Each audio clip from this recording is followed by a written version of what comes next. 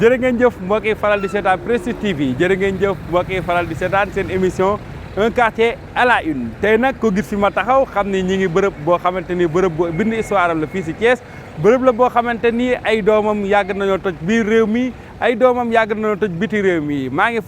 ngi taaxi kaw ku ko wax quartier bi nga xamante ni bëri na ay infrastructure bëri na ay kilifa yoo xamante ni am nañ fi tur bëri na ay mbir yoo xamante ni xew na fi loolu lépp lan fas yéene dajale tey dalal leen ko seen biir émission un quartier à la une léegi dañuy dem dugg biir taaxi kaw rencontré ñi nga xamante ni ñooy kilifa yi rencontré ñi nga xamante ni ñooy dëkkandoo yi waaye rencontré képp koo xamante ni fii ci taaxi kaw nga fekk baax bokk na ci kenn koo xamante ni spécial laa leen koy defar muy école bii di école Mën Ndiaye Thiaw ñëpp xam nañ ni góor la goo xamante ni am na lu mu fi def waaye te kan moo ko defar daanu leen ko dëgtal waaye te dinañ leen demal fële nga xamante ni mooy marché Ngelaw tur ba fan la jógee waaye te kii nga xamante ni mooy monsieur le maire Mamadou Diakhaté waxtaan ak infrastructure ak mbir yi mu nar fii si taaxi kaw loolu lépp si biir émission un quartier à la une la leen koy waxee léegi ñu ànd ak yéen dem déglu émission bi dem découvrir taaxi kaw waxtaan wu xóot wu ñu sekk ak population bi.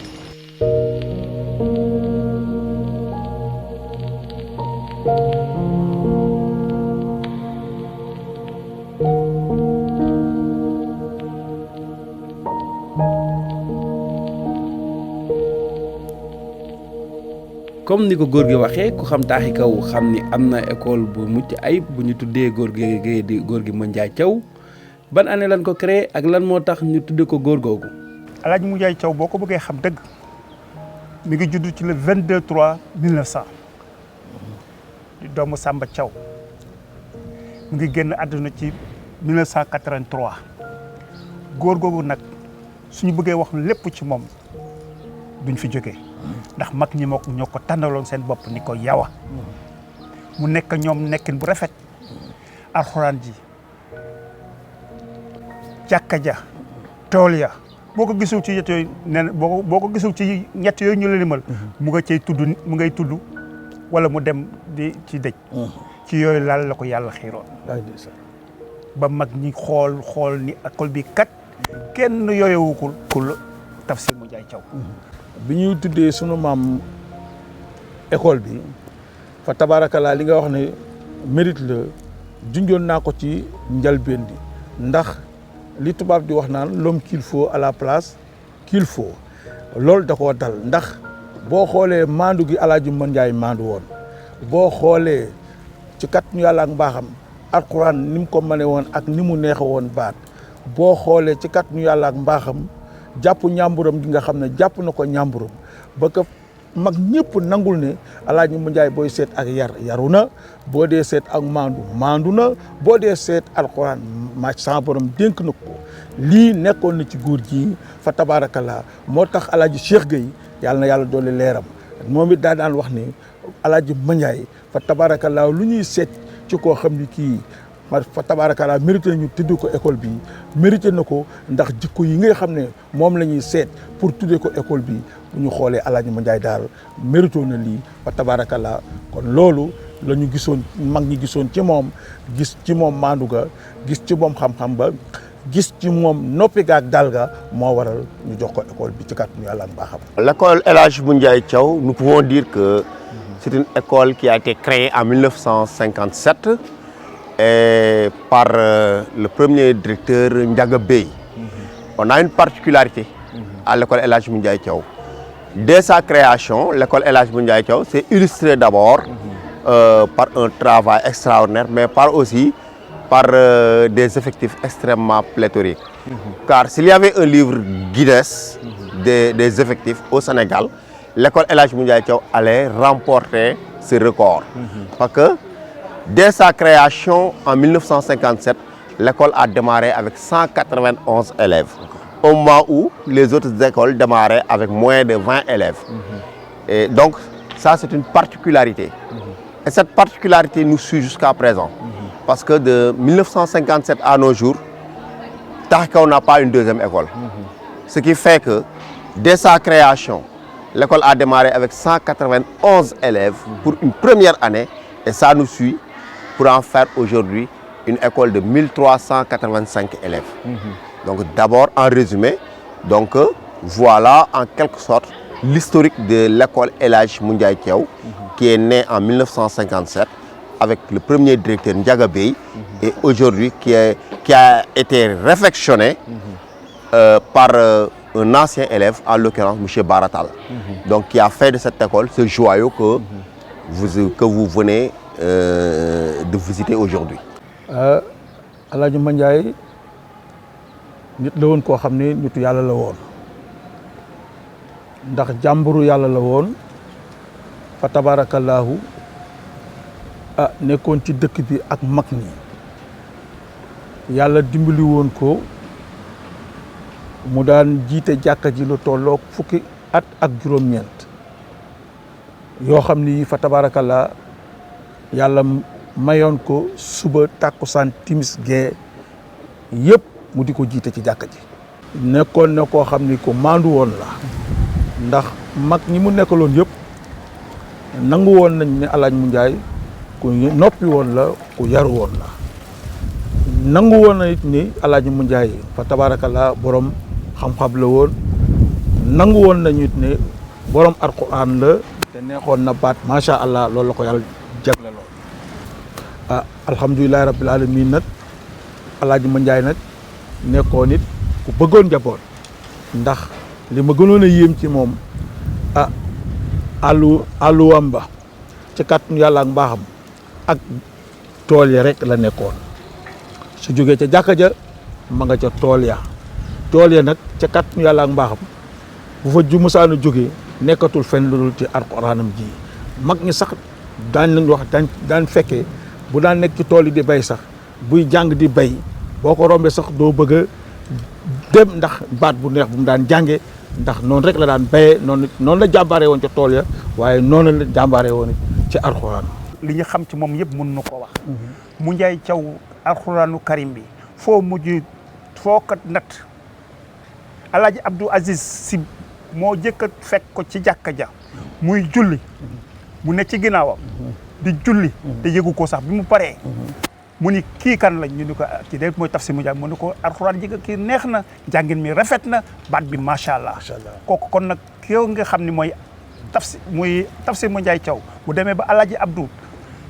xool lool ci moom jàggat ko ci moom kon xam nga ni kooku jàmbaar dëggal woon ci aar bi jàmbaar dëggal woon ci diina ji jàmbaar dëggal woon ci gox bi te loolu lañ ko xamee woon moo tax dafa effacé wu woon ndax nitu yàlla la woon sunu maam daa daan def bu aju Musaa na jot ci kàttanu yàlla ak mbaaxam bu 9h jotee pare na gàddu kaamil ba fa lay dem ca jumaa ja di jàng nekk ca kaamil ba ba ñu julli jumaa ba pare mu soog a dellu si te àjjuma ju jot 9h da daan jóge ci kër gi yow gàddu kaamilam dem jàng ba maa alaaj moo jigéen xam sax ne Alaaji Moundiaye mooy def lii chaque àjjuma ci kàttanu yàlla ca jumaa ja ku nëbbu woon la ndax nitu yàlla la woon te waxoon na ni ko balaa ma ñu may xam ma génn àddina te bi mu génn àddina nañu doo nga xam kan mooy Moundiaye Thiaw balaa ñi ko xam mag ñi ko xam dëgg keroog ba muy génn àddina leer ga ko topp ci jàkka ca sëg ya dëkk bi yëpp gox bi yëpp màbb wuti ko ndax lan leer gaa topp ci bàmme ba di ko war kooku nitu yàlla moom am loolu ñun ñii di sëtam sax lañ ca xam as néew mag ñooñu ko gën a xam fa tabarakallaahu li ci tënk daal foofu la ñu école bu nu mel ku ko xam-xam ni dina bëri ay histoire ak ay jaar-jaar ay nit ñoo xamante ni ku si nekk maak nga fi say empreinte kañ ca gën a seetlu ba tax na ci tudde ko ab teen di Baye Mamadou Diadji Seck kan mooy Baye Mamadou Diadji Seck ak ñan ñoo jaar si école bi directeur bu bees bii di ñu ko xamale. Parce qu'en fait, il y a eu M. Ndiaga Bey,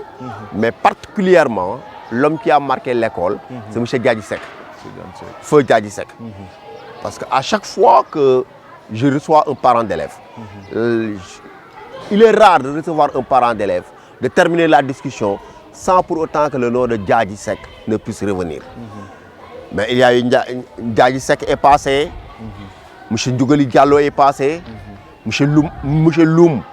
est passé, Monsieur Ngom est passé et Madame Ley est passée. Depuis 1958, je ne peux pas citer tous les directeurs qui sont passés, mais chacun a eu à porter sa pierre à l'édification de l'édification de cet établissement. c'est avant mon arrivée. Et ça sont d'illustres anciens élèves à qui le comité de gestion a voulu donner un exemple aux enfants afin que ces gens-là n'aient une source d'émulation, n'aient une source de modèle, une référence. Par exemple, je peux prendre le cas du doyen Mody Diouf, qui est le parrain de la classe de CM2. Mody Diouf, il a un sobriquet. Son sobriquet, c'est le militant de l'école. Le militant de l'école. Je prends aussi les autres. Je ne peux pas tous les citer, mais ils sont nombreux. Ils sont nombreux. Par exemple, l'homme qui a forgé, l'homme qui a... le parent, par exemple, de M. Baratal, M. Saliou Gueye, qui est un modèle, une référence dans le quartier, et qui a élevé son fils Baratal, afin de faire de lui ce que Bara est aujourd'hui. Voilà ces personnes que la communauté a choisi pour faire les parrains de ces salles de classe. Bon, en fait, je leur dis de faire à l'image de M. Baratal. Et je salue en passant tous les anciens élèves de l'école. L'école El Hadj Moundiaye Thiaw est sur une pente. Et sur une pente de progression. Parce que depuis quelques années, on voit que sur le plan des résultats du CFE et de l'entrée en 6e, l'école fait d'énormes progrès. Et pour vraiment encourager ce progrès, pour comment dirais-je, la pérennisation de ces efforts pour la réussite des enfants, nous invitons tout ancien élève de El Hadj Moundiaye Thiaw de venir mettre la main à la construction de vraiment cet établissement pour des résultats encore meilleurs. taaru bu école Moundiaye Thiaw taaru taxoon ba ay jamono fu nekk ci SOA doon ko jugee doon ko seet si ndax école la boo xamante ni aménagement bi jaaroon na yoon am pelouse am ab terrain am li nga xamante ni mooy ay bërëb yu xale yi mën di fowee te kenn du ci gaañu ba tax na doomu gox bi di baarataal jugoon song liggéey yu am solo yooyee waaye lu ku ne wax lu ni mel xam ni dina am ay manquement yu ci am ba tax na maire bii di Mamadou Diakhaté jugoon ay jamono di ci indi ay yeesal. école la boo xam ni dañ ko war a préserver dañ ko war a donc sauvegarder parce que c'est une vieille école créée depuis 1957 yaakaar naa te on peut dire que c'est la plus belle école du département de Thiès donc doomu taaxi kaw di baaratal ñu koy ñaanal au passage yàlla donc kattanal ko def na fa investissement boo xam ni warta nax saay ñun doomu taaxi kaw yi ñun ñoo ko war a mën a donc aar sàmm loolu ba école Moundiaye Thiaw bu taaxi kaw bokk parmi les écoles d'excellence de la ville de Thiès. Vous voyez que nous avons l'une des toilettes les plus propres de Thiès. Nous avons l'une des cours de récréation les plus propres. Nous avons aussi, vous voyez, que vraiment, mais le problème qui se pose ici au niveau de Moundiaye Thiaw, notre problème majeur au niveau de l'entretien, ce sont les moyens. Parce que il faut avouer que depuis quelques années, on n'a pas les moyens qu'il faut au niveau étatique, au niveau du ministère, parce que les fonds alloués à l'école ne venaient plus. Mais nos autorités, l'IF en particulier en premier, essaient toujours de nous accompagner dans la réalisation de nos objectifs, tant sur le plan environnemental que sur le plan éducatif. Mais seulement les écoles élémentaires, à l'image de toutes les autres écoles, souffrent du manque de moyens parce que les moyens que l'État a alloués aux écoles ne viennent plus depuis des années. waxtaane nañ ñu bari seeni doléance xam naa ko ni nga waxee facture ndox bi facture courant bi moo leen sonal mais incha allah forage yi nga xam ni commencé nañ ko installer ci poste de santé yi noonu tamit donc la ñu amee yéene installer ko donc ci école yu bari nga xam ni facture ndox moom dina leen wàcc donc ren am nañ ci benn programme bu yaatu taax kaw mën na cee bokk bu ci bokkul ci 2025 bi 2026 bi mën nañ ko cee boole voilà facture courant yi moom généralement on reçoit des sollicitations ci école yu bari xëy na mën nañu am benn facture bu salé mais buñ ma interpeller rek ñun dinañ ci jàpp waaw loolu aussi maa ngi koy def ak ñoom donc di ci sant yàlla. def lépp moom suñu borom rek moo ko mën mais la mairie mi ngi fay comment dire le gardien. loolu moom depuis des mois depuis des années c'est la mairie qui paye le gardien. mais en matière de reprographie aussi. lors des évaluations la mairie appuie toutes les écoles de la zone nord. pour la reprographie. mais seulement ce qui pose problème aujourd'hui aux écoles. sont les factures d'eau et d'électricité. école bi ñoo ngi fay def intervention parce que gardien bi nga xam ni moo nga fa agent mairie la donc mairie yi koy fay d'ailleurs sax donc waroon na dem retraite parce que il a atteint l'âge mais j'ai décidé donc de le reconduire voilà donc loolu mairie ba nga koy defal école Taax Kaw école Moundiaye Thiaw bokk na ci tamit fourniture scolaire yi nga xam ni chaque année dañ koy jox les 22 écoles élémentaires école Taax Kaw également da ciy bénéficier wu te particulièrement j'ai de bonnes relations avec le directeur d'école parfois daf may woo solliciter ma pour des problèmes donc mën nañoo wax yoo xam ne donc ça touche l'école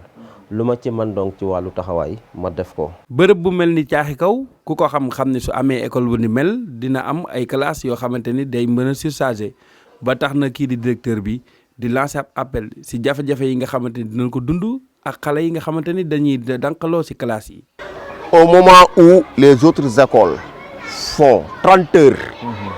par classe par semaine, nous à l'école El Hadji Moundiaye Thiaw on fait 25 heures par classe du fait des classes de double flux. Lol, c'est un peu compliqué. C'est un peu compliqué.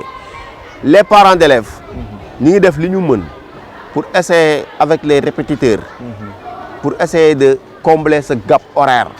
Mais le problème majeur ici à Moundiaye Thiaw, c'est le problème des classes à double flux. Vraiment. Mais côté les parents d'élèves, vraiment, le CGE, vraiment, tout marche. Mais leurs moyens aussi, nous sommes dans un quartier démuni. Leurs moyens aussi sont des moyens très limités. École bu nu mel ñu tuddee ko góor gi Moundiaye Thiaw xale ya bëri lool waaye tey directeur ba di Baye Amar Mbaye di yëkkati ay kàddu di ñaax ñi nga xamante ni ña ngi fay ñëw di jàngale den wax ni lan war a servir xale yi nga xamante ni ñooy xëy di ñëw foofu. Ce sont les mots de tous les jours. Les mots de tous les jours. L'enseignant doit s'armer d'abnégation d'abord. Le sacrifice volontaire au service de la communauté. Le sacrifice volontaire au service des enfants. L'enseignant, d'abord c'est un père de famille, c'est une mère de famille. Mais aussi, c'est le modèle de l'enfant. C'est le modèle de l'enfant. Je ne leur dirai pas de se mettre au travail parce qu'ils sont déjà au travail. Je ne leur dirai pas de, de se concentrer davantage dans leur classe parce qu'ils se concentrent davantage. Mais ce que je leur demanderai, c'est encore un plus des efforts qu'ils sont en train de fournir afin de nous permettre d'être toujours en tête au classement final des examens que le ministère et l'académie organisent. njabootu góor gi Moundiaye Thiaw ñoom it di xamle xale yi ni am na royuwaay ndax góor gi Moundiaye Thiaw nit ku nu war a mën a roy la. dañuy ñaan ci yàlla xale yi fi nekk xam ne kiñ ko tuddee borom xam-xam loon kon ñu ñaan yàlla ay boroomi xam-xam di fi génne. àddina royukaay la te booy royal mag ñi te booy roy ñu mag ñi royal ñu baax ñi te El Hadji Moundiaye bokk na ca ñooña. kon nag xale yi ñu ngeen di ñaan seen maam jooju ñu tudde seen école bi ak gox bi yëpp ngeen jël référence ca moom te roy ko ci mbaax ga ci dëggu ga ca njàng ba ca mokkal ga ca neex baat ga te yaru ga maa ngi leen koy dénk yéen samay doom yi sama sët yi sama jarbaat yi maa ngi leen dénk loolu ngeen def loolu seen xel te xam ne àddina dara yàggul lépp loo muñ mu jeex ëllëg njàng bi rek moo am solo jàng leen te yaru te maandu fa tabarakallah jërëjëf.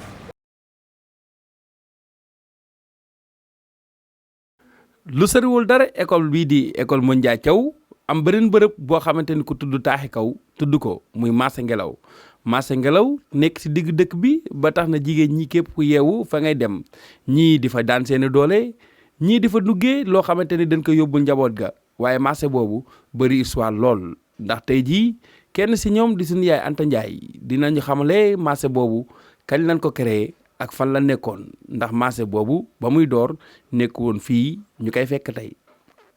marché bi ni ma leen ko mën a waxee mooy marché bi cosaanoowul fii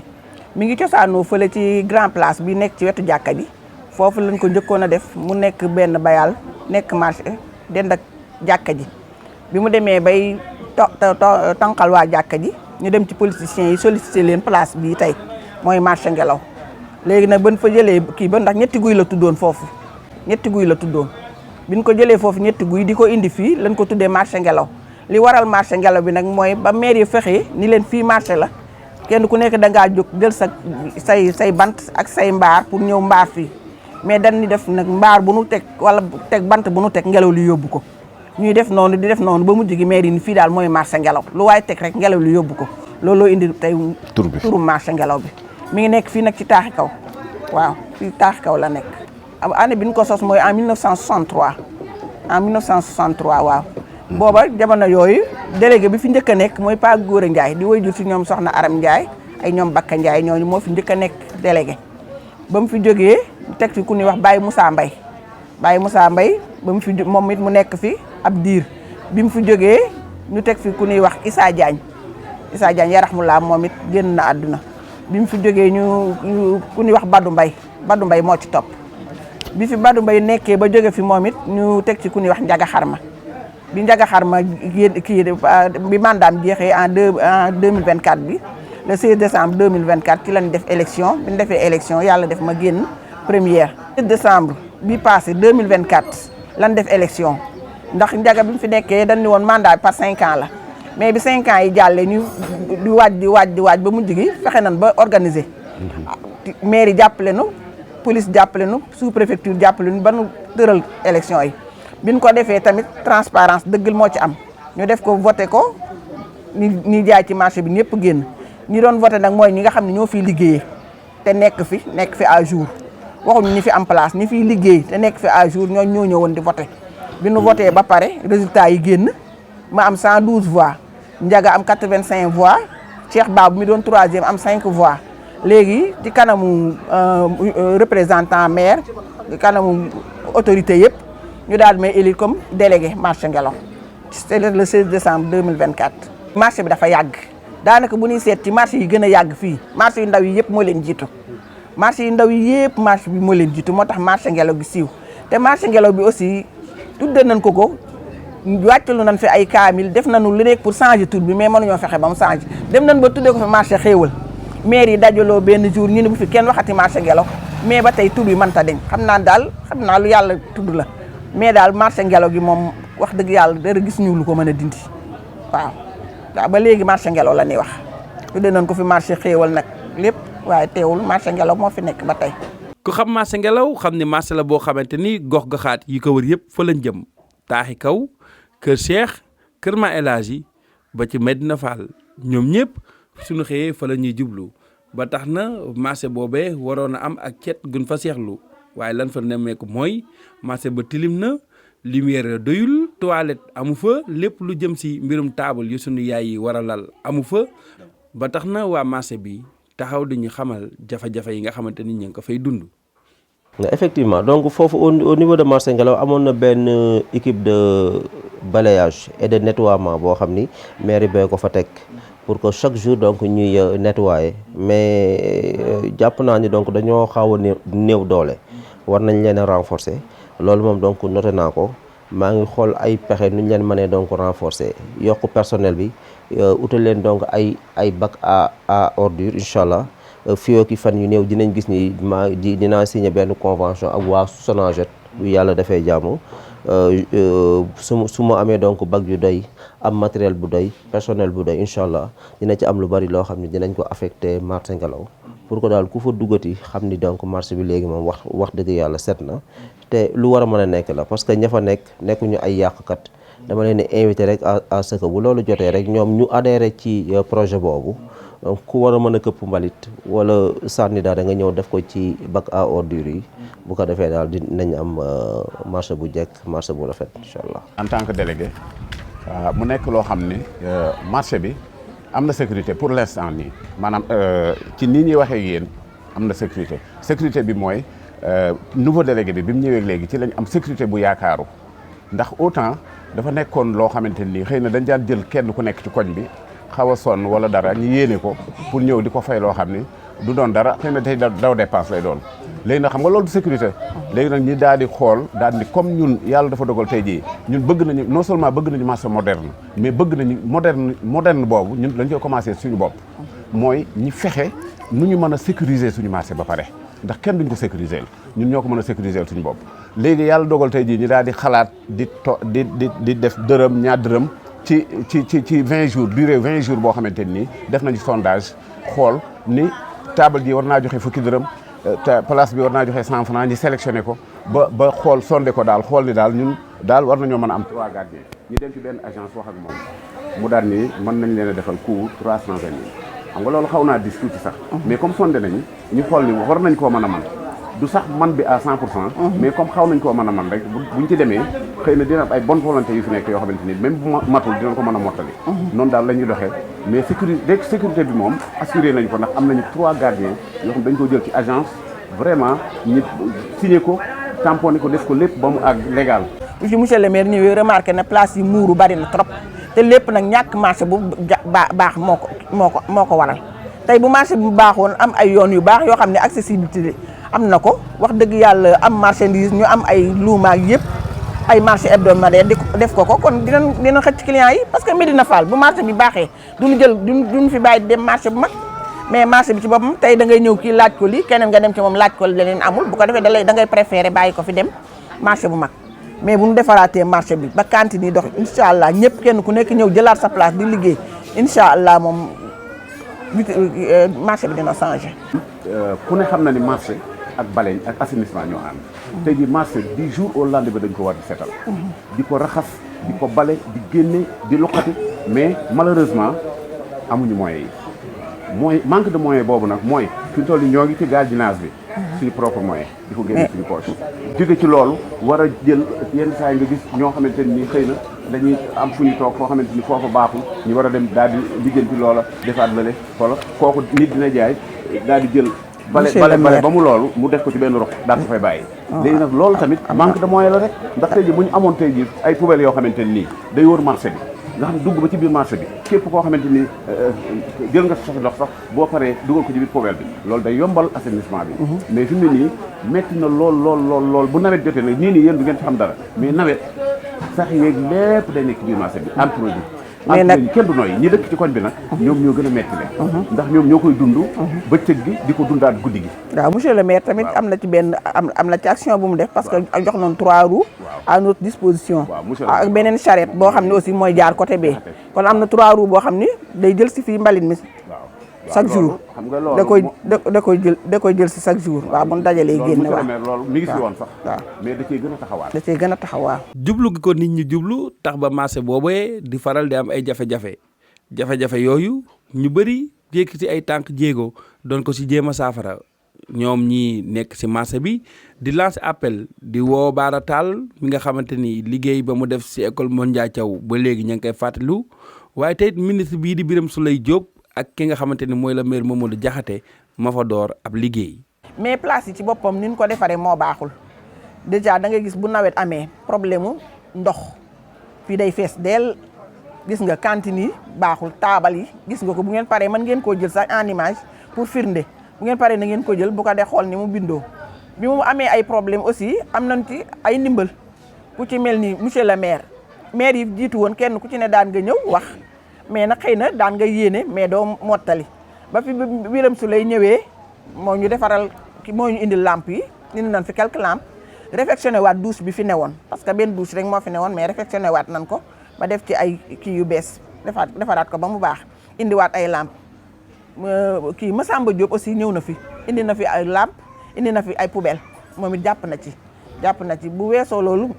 nouveau maire kii monsieur le maire Mouhamadou Diakhaté moom it dolli si waat na ci lamp yi ñëwaat nag jàpp ci lamp yi moom it ma gis nga fii yëpp dafa leer nañ lamp yi moom macha allah te li ciy fukk ak ñaar aussi ñun bi ñuy ñëw danoo taseeg projet boo xam ni dafa jóg pour defar marché bi moom la yàlla def ñu dajeeg moom réunion nañ ci ay yoon sous préfet ñëw na fi fii visiter marché bi ba xool ni place yi bindoo ak yëpp ba fi mu ne projet bi lancé woon nañ ko mais am nañ ku ko gagné ki ka gagné nag nee nañ ci fan yi incha allah ba bëkki dem bi may wax ak moom nee na ma fan yi man sax teg na ci ni une semaine bu ko commencé wul incha allah dina am lu xew kon nag ñu ngi am yaakaar ci ni dinañ ñëw pour réfectionner marché bi defaraatal nu ko ba mu nekk marché moderne parce que ñun marché moderne lañ bëgg marché bi moo fi jiitu mais kenn mënta fexe ba mu changé kon nag ñu changé ko vraiment visage bi daal vitrine bi moom vitrine marché bi moom vraiment lañ bëgg ko changé ñun nag taxaw nañu ci lépp lu mu laaj rek ñu def ko waaw ndax ban ko bëggee yàgg na di ko sollicité xëy na ci nguuru Diomaye la ko yàlla tudde président Diomaye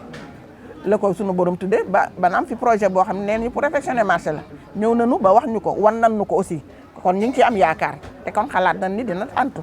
te ban nu mujjee waxee nee na ñu am na ko gagné projet bi kon nag liggéey rek moo ci des ñu ngi ñaan yàlla ñu ñëw tàmbali ko ci jàmm ba egg ci jàmm. waaw moom mooy suñu yéene moo taxoon ñu doxoon suñu tànk dem uti donc ay relation ba finalement donc décroché benn financement de 35 millions financement bépp donc dañ ko jagleel pour la rénovation de marché Ngelaw donc yéen ñëpp vous avez suivi l'actualité gis ngeen ni donc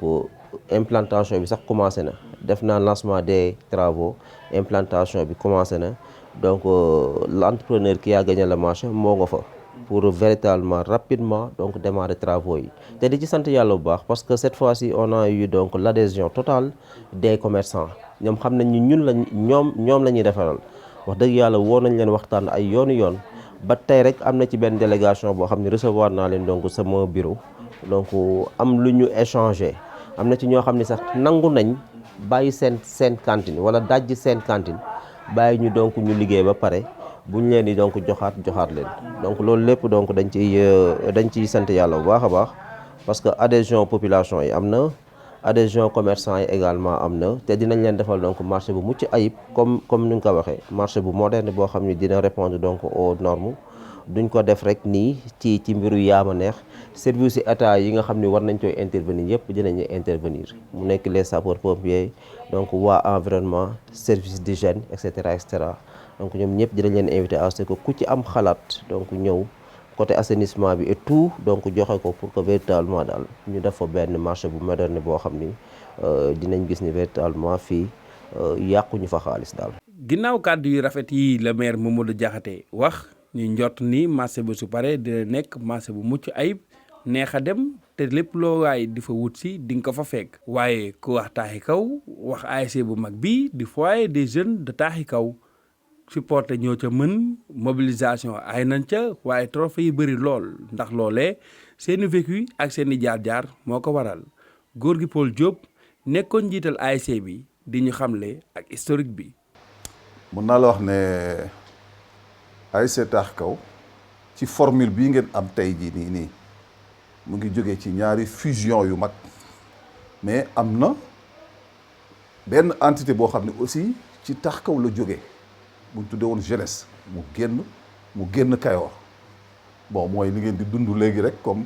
bon booba équipe yi nawetaan yi dañuy polariser secteur bu bari joueurs yu baax la ñuy am bari mais xam nga mënu leen utiliser tellement bon ci loolu la am ay frustration quelquefois bon léegi ñu génn mooy équipe bu ñuy wax jeunesse génn na fi aussi def kii yoo bon léegi nag beneen fusion bi loolu la jëlaat. jeunesse booboo ak Brésil bi nga xam ne moo doon at kër moom Alaaji tout cela ak l'ensemble du secteur Medina Fall ak Damels yi ñoom ñëpp ay amoon nañ équipe beneen ñoom it bu tuddaat Damels boo xam ne ñoom après Kayoor dañoo andiwaat boobu di ko footballaat même biir Taax Kaw amaatoon na beneen entité yi ñu doon wax Orix boobu sax boo xoolee moom mooy ossature jeunesse bi ma la wax mooy entité bi kii bon Orix boobu mu ngi dajale woon un peu côté armeel yi foofu jàpp Kawsara jël une partie de rue de Paris jël këri kaw quoi bon boobu grand jaxat moo leen dirigé woon bon ci la ñoom grand Jean Sarr ñoom ñëpp bon ci yooyu lañ bokkoon quoi léegi nag deuxième fusion bi moom moo andi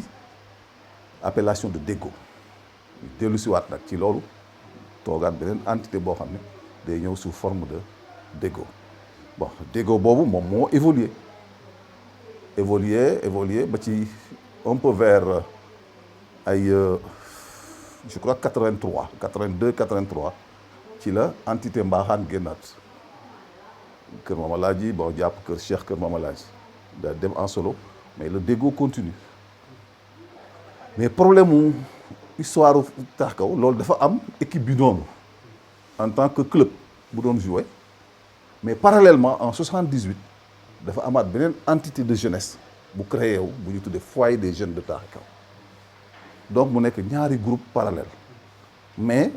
dañ doon xool ne bon les gens faisaient la même chose donc il y a le foyer à côté Déggo à côté loolu moo évolué ba ci temps yu mujj yi je crois que c'est un peu vers les années 82 des choses comme ça ñu jëlaat équipe bi Déggo en tant que club mu nekk le bras sportif bu foyer des jeunes de Taax Kaw pour que ñu éviter daal dox parallèlement parce que dañ doon def les mêmes choses donc gis nga beneen ramification mu ngi ñëwaat foofu donc Déggo boobu léegi day ñëw ci entité foyer des jeunes de Taax Kaw moom moo andi appellation bi je crois que même actuellement yéen foyer des jeunes de Taax Kaw la mais ancêtre bi Déggo la ancêtre Déggo Kayoor la. ku wax ASC yu mag xam ni ASC yi dañuy faral di am ay jafe-jafe bokk na ci xale yi di màgg seen cofeel si ASC bi di leen yóbbu ba yenn nii dañuy bañ ku leen di gañe ba tax na ay jëmmi jamono si ginnaaw ASC Taax Kaw amoon ab suspension loolee fekk si ñàkk ak infrastructure gi nga xamante ni ASC bi amoon na ko ndax amuñu woon terrain bu ñu doon entraîner Iba Gueye di njiital président bu bees bi moo ñuy xamle naka la ñu doon dundee loolee di ay jafe-jafe. ma ñëw fekk ASC bi nag ci situation yoo xamante ni yu compliqué la ndax bi ñu koy jël ñëw nañu fekk ñu jóge woon ci sanction ñu ajoon ñu 2 ans plus amende 500 000 ñu tëdd benn année bi mu dese ñu benn année ñu dem waxtaan négocier fexe ba jéggal ñu beneen année bi ñu ñëw fay amende 500 000 pour mën a participer daaw ci saison 2024 bi ñu dajoon ci nag liggéey bu métti ndax yaakaar naa ni bi may jël ASC bi loolu mooy li gën a yokk a tax man ma jël ko parce que ASC la boo xamante ni quartier la bu ma miin ndax football naa fi man ak ñoom Séga ak ñoom Doudou Diouf xale yooyu noonu nga xam ne xale yu am talent lañ jaar ci ASC bi tey permettre leen tey ñu taxawal ay centre de foot RICE bi ngay dégg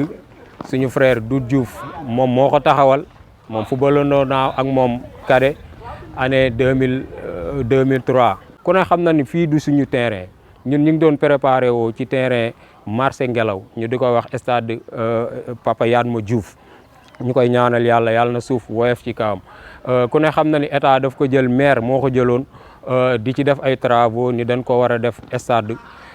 dañ ko war a def synthétique moo tax mënatuñ fa woon a entraîner ñu génne woon ñu àbbaloon ñu fii ñu ngi leen di lancer appel tamit pour que taxawaay boobu noonu ñu ci amoon daaw ñu gën ko làbbali ba ñun ñu mën a teel a am terrain boo xamante ne nii ASC bi dina fa mën a préparer te duñ ci am benn coow ndax fii nii ñu nekkoon daaw wax dëgg yàlla doon nañ fi am ay jafe-jafe ak waa koñ bi ba sànq rek bi may commencé ñu ngi ñaan ñu baa du ngeen fi ñëwaat déwén baa du ngeen fi ñëwaat te wax dëgg yàlla yooyu it bëgg nañ ñu taxawuñu si ma ciy lancé appel maire Mouhamadou Lamine Diakhaté daaw def na ci taxawaay bu am solo moom tamit di ko woowaat que ni nañu gën a yokk paayir am na ci yoo xamante ne sax tàmbale woon nañ ko am na ay zones yu ñu cité woon pour que ñu xool ko pour buñ fa mënee am terrain ñu am ko fa. waaw ancien joueur donc de Taax Kaw football fa cadet football fa senior macha allah donc jàppale leen kese ma war et je l'ai fait donc en tant que maire. mais peut-être que fibre Taax Kaw bi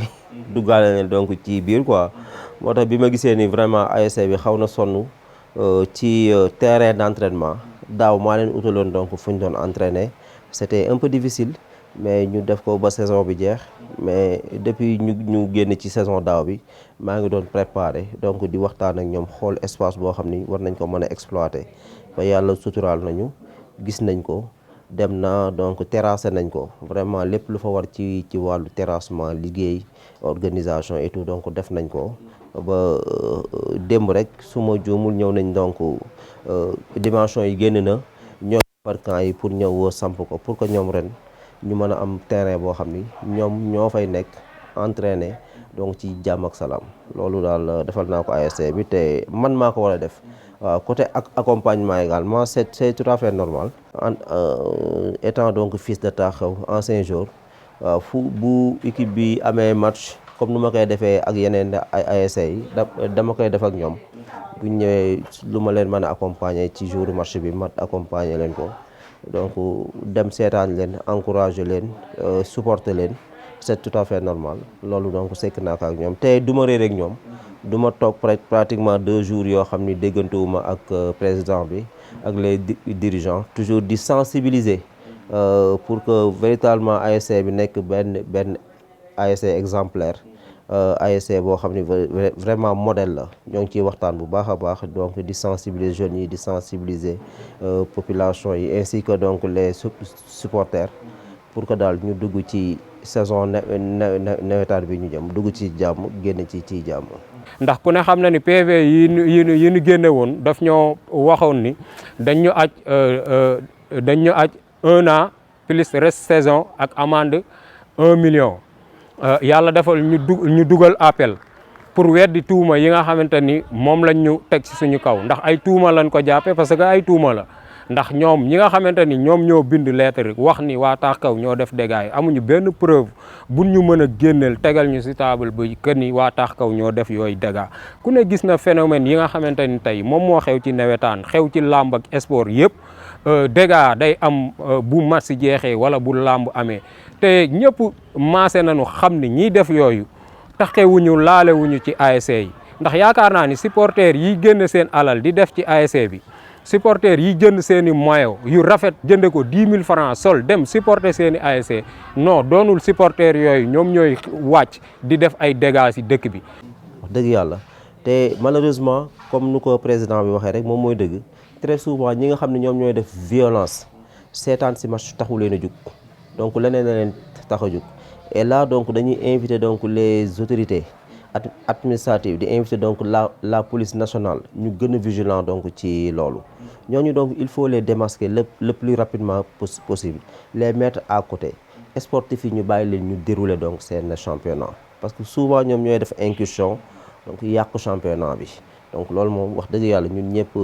seetlu nañ ko mais jàpp naa ni cette fois-ci ak mesures yi gouvernement bi jël les gens donc seront très conscients parce que ku fi def violence ba ñu sanctionner la tu risques même de ne plus revenir parce que am na yoo xam ni nee nañ dootuñu ko pardonner Taxaw nag quartier jàmm la donc ay jeunes lañ yoo xam ne ñu fonk seen bopp lañ bëgguñu donc ku leen yàpp dama leen koy wax souvent ne leen ñi nga xam ni ñoo ngi ci koñ bi te bokkuñu fi nañ leen fi génnee donc jël suñu responsabilité ku ñu xam ni donc ASC bu yàgg gaña la am nañ fi suñuy mag ñoo xam ne donc ay référence lañ ci mouvement nawetaan mën nañ ci tudd donc ku mel ni Lam Toro Seck mën ci tudd ku mel ni ay Maguette Thiam ak ñeneen ak ñoom Goro Ndoye et cetera Ibou Ndoye donc ñooñu c'était des références dañ naan football nawetaan dem ba ñëw doo dégg coow doo dégg donc benn jafe-jafe donc loolu war na mën a ñëwaat donc ci jàmm rek loolu la ñu xam te loolu la ñuy mas a doxal moo tax may invité jeunes yi à ce que ñu gën a vigilant donc dem ci championnat bi def ko ci jàmm mu jeex ci jàmm parce que loolu rek lañu sant bu jeexee ñu mën a jublu ci leneen. humanité bi du créer loo xam ne mënu ko régler am na fi kenn du ko constater noonu rek bàyyi dañ faut ñu analyser ko jël ay kii mais lu ci mën doon l'ASC daf ci war a jouer un très grand rôle parce que ñi koy def c'est des jeunes te ASC association sportive et culturelle dafay cibler la jeunesse te dafa am volet éducation culturelle donc loolu moo tax donc lu ci gën bari ASC yi dañoo négliger le côté culturel quoi de seen entité boobu nga xam ne doon nekk volet sensibilisation buy mën a wax ak nit ñi li ci des moo ne aussi responsabilité jeunes yi la du da ngay sensibiliser mooy aussi da ngay def ay mesures coercitives yoo xam ne ñi nekk ci dëkk bi ñi nga xam ne phénomène bi ñoom lay njëkk a frappé directement ñooñu ñooy jël ay mesures par rapport à ça boole ko ak sensibilisation bi ak leneen ak leneen. yenn tolof-tolof yooyu ku ko doon ci ASC xam ne sa liggéey dina rëy président bi di lancer appel ñeneen ñi nga xamante ni ñi ngi ci koñ bi ngir ñu gën a mànkoo waaye te roy si ñi nga xamante ni ñoo nekkoon si gox bi ba violence kenn doot ci dégg foyer des jeunes de Taaxi Kaw. di lancer waat appel que supporters yi Taaxi Kaw muy joueur muy dirigeant di leen woo si fair play di wax ni it ñi ngi waajalaat incha allah nawetaan yu mucc ayib ndax dugg nañ ci quartier bi commencé nañ ñi ngi waajal dugg ci biir quartier bi ndax cellules yi nga xamante ni ñoom la ñu séqal équipe bi ñu nekk ci biir quartier bi muy pencum Saasuna Medina Fall Këri Kaw Robinet Mantulaay Ronga Inter Jamono muy cellules yi nekk Taaxi Kaw yëpp ñu ngi programmé waajal benn tournoi boo xamante ni coupe maire lañ ko tuddee jagleel ko suñu maire bi nga xamante ni mooy Mouhamadou Lamine Diakhaté nekk jeune boo xamante ni moom it mi ngi liggéey bu am solo moom tamit ñu koy encouragé di ko ñaanal yàlla na yàlla woyofal yan bi ci kawam di ko ñaanal réussite totale ci liggéey bi nga xamante ni moom la ñu am yaakaar ba dénk ko yàlla na ko yàlla defal réussite totale. di nuyu sama frère Zil Sow ak sama doomu nday Ulta ak ñi nga xamante ni moom mooy samay collègues yi ma bokkal bureau bi di nuyu waa bureau bi yëpp di nuyu waa quartier bi yëpp di tàllalaat ñëpp loxo suñu papa yi suñu yaay comme nin ko defee woon daaw na ci ñëpp ñëw jàpp incha allahu rahman ñu dem jëli li nga xamante ni moom mooy yaakaar bi ñu amoon daaw di ñaan yàlla na ko suñu borom mootal ci barke Seydina Mouhamed. dafa am hommage bu ñu war a jagleel ay nit ay mag yoo xam ne dañoo jàpp ci sport Taaxi Kaw te fu ñu waxee ñu war a fësal seeni tur ku ci mel ni Alaaji Yatma Diouf waruñu wax ci sport Taaxi Kaw ba mu jeex te tudduñu ko ci lim ci def mu nekk mag ñun ñu nekk ay doomam ay jarbaatam ay sëtam mais saa yu ñu mosee soxla day jóg bu ñu soxlawul sax moo ñuy yëkkati fi mu dëkk ci këram c'était le siège de Déggo da ngay ñëw ubbi dugg dañuy mel ni fa lañ dëkk lépp loo ragal leneen lu mën a kii donc soo ko waxee mu jóg ci li mu war a dox kooku bu ñuy wax ci Taaxi Kaw aussi toujours ñu di ko wax tuddee nañ ko complexe bi mais dafa war a dem au-delà de ça à chaque il faut que ñu magnifier loolu pour que xale yooyu nga xam sax ñu ngi dugg ci yooyu ñu xam ne amoon na fi ay mag yoo xam ne dañu am responsabilité te jël nañ ko pleinement ci dëkk bi ku ci mel ni aussi kii Touré Babacar Touré yooyu ci yi ma fekkee la Babacar Touré jàpp na ci Taaxi Kaw ASC Taaxi Kaw Babacar mosoo jóg dem te du la jox loo xam ne yow da nga naan mais lii est-ce que lii jaadu na pour ñu koy may ay jeunes rek. Baara Tall Baara soo xoolee ASC Taaxi Kaw ci ñi sol maillot de qualité ci Baara Tall la njëkk a commencé je crois que c'était un peu vers les années 86 à l'issue d'un match là bu mu observé vraiment suñu maillot yi matul woon sax maa ngi gis ne kii suñu demi centre bi Ousmane bon maillot yu vert la ñu woon bon dañ ko jaxase mais Ousmane sax moom matul woon mais mu ngi doon footballé maillot Saint-Étienne généralement bu amoon RT kii bi ni moom la doon footballé ñu gis équipe bi ni mu mënoon footballé et tout cela gis na xale yi lu ñu man mais maillot yi kii ko mais ba mu fa jógee la commencé saa ñu demee dafay wax ne dem leen ci les magasins yi gën a ngand ci Dakar dem leen ngeen jël lu leen neex bu leen fi jaaraat sax dem leen ngeen ñibbi ñun dañuy dem bu ñu demee foofu dañuy jël ci lu ñu neex ci jëlaat suñu oto dem am na ci mag boo xam ne moom aussi sport Taaxi Kaw waruñu ko fàtte mooy vieux Abou Cissé suñu excès ci niveau yi joué na ci rôle bu bari surtout këram dañoo demoon ba nga xam ne su difficulté amee saa yu problème amee xam nga rek comme ni ngeen def rek seen assemblée générale yi coow fi et cetera tout cela bu ñu fa génnee y a pas de solution bu ñu fa génnee ñëpp dañuy wax ne Kër Paa prochainement suñ fa demee moom il suffit que day génn rek toog ak fauteuil pratiquement du wax déglu ñëpp mais bala ñu faa jógee dinañ am solution donc foofu aussi bokkoon na ci siège yi nga xam ne moom mooy Déggo donc suñuy wax sport ak ñeneen ak ñeneen moo tax gis nga lim dafa garaaw ak ñeneen ak ñeneen xoolal sa papa Mbaye est-ce que bu ñu la waxee ci sport mosoo ko cee dégg xam nga lu mu ñu defaloo dem leen saa yu ngeen demee ba amul leen regroupement ñëw leen vous avez 50 000 ici xam nga loolu mosoo ko dégg mosul intéressé wu sax ci ay sport ak yooyu mais xoolal ni mu doon réglé problème yi ñu mel noonu ñoom ñoo baax Mbaye yal na ko yàlla yërëm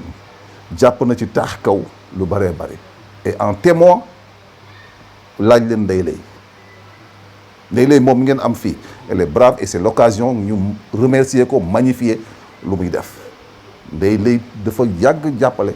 taax kaw kon ñu mel noonu waruñu leen di fàtte ak ñeneen ñu ci jàpp bari na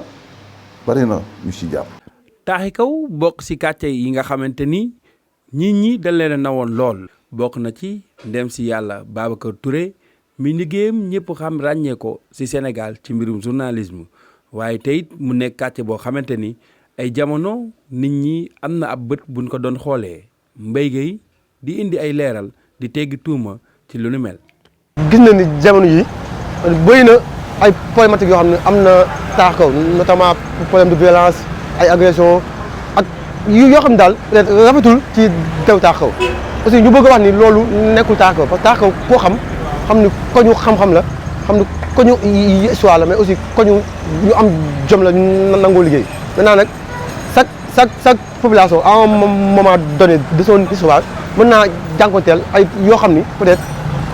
cause yi mën nay bëri par exemple tey boo jëlee taax kaw quartier la boo xam ni dans le passé dafa nekkoon quartier boo xam ni ay potable ñoo fi dëkkoon avec les chemins de fer maintenant après bi chemin de fer tëjee faa yi liggéeyatuñ maanaam la pauvreté dafa installé wu tax ñëpp xam nañ ni pauvreté fu mu dugg rek yooyu noonu daf lay fëgg maintenant nag boo amul chance yàlla day def mu dal ñu loolu ñu dal mais n'empêche que loolu benn partie la mën na yox bu infime ci taax kaw mais taax kaw fi ñu waxee yow nii am na ministre taax kaw fi ñu waxee yéen nii am na maire te taax kaw fi ñu waxee nii am na bépp autorité boo xam ne mi ngi am ci dëkk bi am na taax kaw mais les gens duñu def focus sur loolu ils préfèrent peut-être dem fi nga xam ni une certaine minorité ñoo koy incarné ñu dem bëgg a gëmloo nit ñi ne taax kaw noonu la mel ñun nangu na ni taax kaw am na problème mais pas fi ko gars yi bëgg a yóbbu moo tax sax boo leen xoolee li ma sol nii ñu bind si taax kaw laa dëkk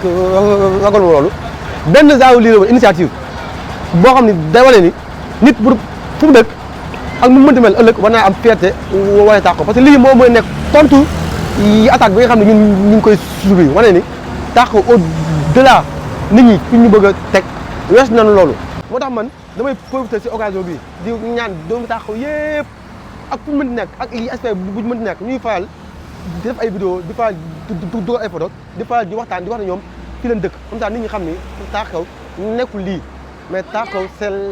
l'excellence. donc c'est ça donc tey yàlla suturaal nañu au niveau de taax kaw am na ci ñoo xam ni yàlla suturaal na leen donc ci wàllu àdduna donc c'est de très grands cadres ñooñu dama leen di invité à ce que ñoom ñëpp ñu ñëw dugalaat seen loxo ci quartier bi mën naa ceetu donc suñu papa Baratal tudd ci ku mel ni suñu grand frère donc Cheikh Mbaye Seck ay ñoom grand Dieye ak ñeneen Lam Toro Seck Maguette Seck ñoom ñëpp macha allah donc c'est des fils de taax kaw et de très dignes fils respectés un peu partout donc dans le Sénégal ñoom ñëpp rek leen wax rek ne leen dañu ñëw jàppaat ci quartier bu baax a baax quartier bi donc soxla na leen te soxla nañ seen expertise ak seen doole pour que véritablement daal taax kaw ci point bi ñu nekk ñu jële ko fa yóbbu ko ci beneen point mu nekk donc un quartier modèle. taaxi kaw nekk quartier boo xamante ni bëri na ay royukaay ci bitim réew wala ci biim réew ay doomam dal leen di tudd fu ne bokk na ci Ablaye Diouf di artiste comédien waaye tey Lam Toro Seck mi nga xamante ni képp ku yëngatu ci mbirum football fii ci Thiès wala ci bitim réew xam nga ko ñooñee nekk ay royukaay yoo xamante ni xale yii di taaxi kaw war nañoo mën a roy ci ñoom ba ëllëg ñu mën a porter drapeau bii nga xamante ni fépp foo tudd taaxi kaw ci Sénégal dinañ ko mën a yëkkati ca kaw. booy yi suñu gisee ni ñoom seen mag ñi seen papa yi ñoo ci lu baax bu ñu gisee ni doomu taaxi kaw yi ñu ngi ci ay experts yu baax di incarner ay poste de responsabilité ñoom dinañ xam ne kon yoon bi fii la mais su fekkee ñun da leen a làq loolu bëgg leen a gëmloo ni taaxi kaw léegi moo fi am après su boobaa dafay compliqué donc man damay profité ci appel bi di lancer surtout les autorités nga xam ne ñoo dëkk taax kaw nañuy wane seen appartenance si taax kaw nañuy wane seen fierté si taax kaw dal nag di wax sama moomu ndaw yi na leen dëkk taax kaw nekkul fatalité bëgguma sax di wax si man parce que le mois ay saabu mais man sama exemple bu palpable la mooy man damaa dëkk fii si koñ bi yeewoo fi di juddoo fi màggee fi football fi di ànd ak ñoom suba ngoon di ànd ak ñoom guddee bëccëg te maa ngi góorgóorlu ba lu bon kenn du ma si gis lu bon du ma fa teg sama tànk lu bon sax du ma ko sax séntu te man ñoom liñ dund man moom laa dund fi ñu jaar foofu laa jaar obstacle yi ñu jànkonteel man moom laa jànkonteel mais comme on dit àdduna xeer la xeer bi su taxawee sa kanam soit da nga koy jël nga tabax ko yéeg ko dem sa yoon wala nga jël ko yàq ko donc man maa ngi wax ne ñu xool am nañ ay modèle nañ jàng ñi choisir liggéey nañu liggéey nañu bàyyi fréquentation yu bëri yi te xam ni dëkk taax kaw nekkul une fatalité waaye dafa nekk une question de noblesse. parce que taax kaw dëkk culture la amoon na fi donc ay troupe théâtrale yu bëri yu fi nekk de très grands artistes fi lañ dëkk donc au niveau de taax kaw donc de très grands écrivains ñoo xam ne donc ay borom xam-xam lañ donc c'est le moment que ñooñu ñu exploiter leen mettre leen donc en exergue dugal leen ci ASC bi pour que volet culturel bi ñu mën ko assurer parce que ñi ko mën a def ñoo ngi biir taax kaw te ay doomu taax kaw lañ. donc di waxaat ñëpp ñu jàpp si xam ni dara xewul maanaam dara xewul ñii suñu rakk lan ñii suñu doom lan ñii suñuy leneen lan nañ toog ñu waxtaan ak ñoom wax leen ni yoon bi fii la jox leen ay exemple tel que Bayatal jox leen ay exemple tel que Babacar Touré jox leen exemple tel que le ministre Birame Souleye Diop jox leen exemple tel que le maire Modou Diakhaté wax leen ni taaxaw loolu la y a des Djibi Cissé y a des Papa Gueye c'est-à-dire y a énormément de personnalités yoo xam ne ñoom mën nañ cee teg seen loxo y a le préfet y a Assane Cissé donc am na nit ñu bëri ñoo xam ne ay modèle leen fi leen dëkk feen yow feen màggee ba tey nekk ki kilifa donc gars yi lii foofu la nañ xool si yoon baax bi di jéem a baax incha allah bi lii lépp ay jaajaa la lii lépp ay lii la ay difficulté rek et comme on dit incha allah bi na nga ko gëm nekk ci Taaxaw dina dellu fi mu nekkoon incha allah Taaxaw dina nekk un quartier modèle boo xam ni lépp lu quartier bu baax di am si àdduna ñun di den ko am mais nag nañ bokk ndey bokk baay waxtaan ak suñu wax yi je pense que bu ñu defee loolu rek yàlla déñu suturaal donc mo sax loolu moo doon message bi nga xam ne bëggoon naa ko lancer envers la jeunesse de Taaxaw aussi di remercier bu baax a baax si sa initiative bi merci beaucoup